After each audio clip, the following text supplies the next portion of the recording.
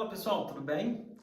Hoje eu vou iniciar uma sequência de vídeos sobre aspectos que você tem que prestar muita atenção na leitura de ensaios controlados aleatorizados. Vocês devem saber que os ensaios controlados aleatorizados são o melhor tipo de artigo científico que você deve ler para saber se um determinado tratamento funciona ou não.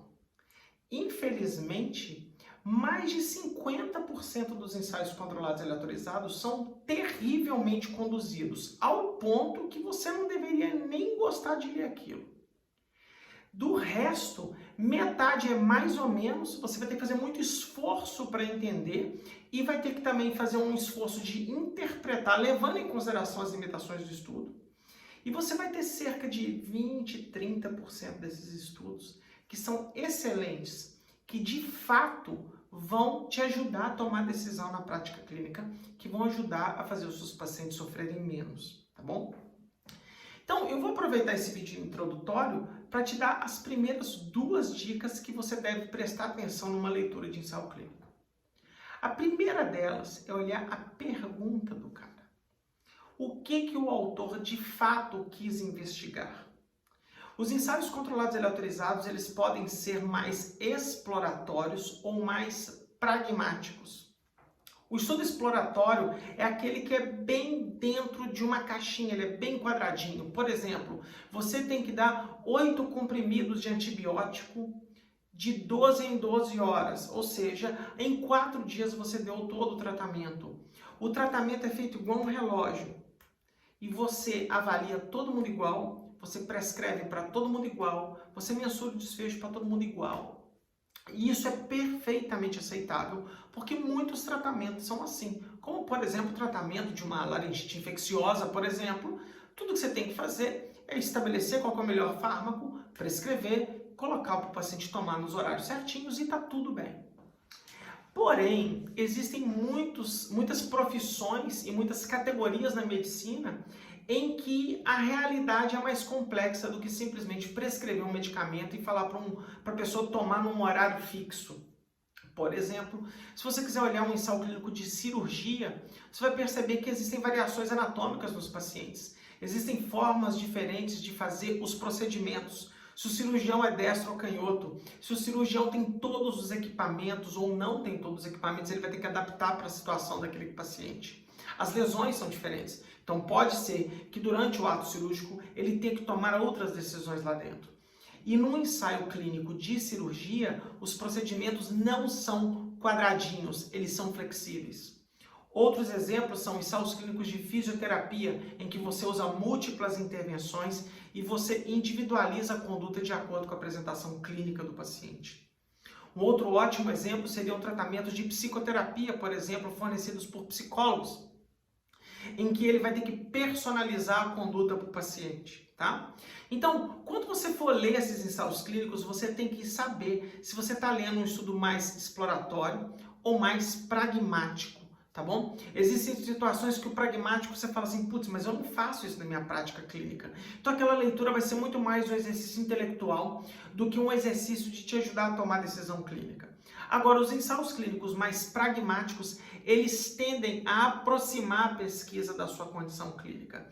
Eles são mais complexos, porém, eles parecem mais com a sua realidade clínica. Então, a primeira coisa, presta atenção nisso. Eu estou diante de um ensaio clínico que não tem nada a ver comigo, então nem leia, ou leia só por um exercício intelectual, ou esse estudo, sim, reflete o meu cenário clínico e, portanto, ele merece a minha leitura.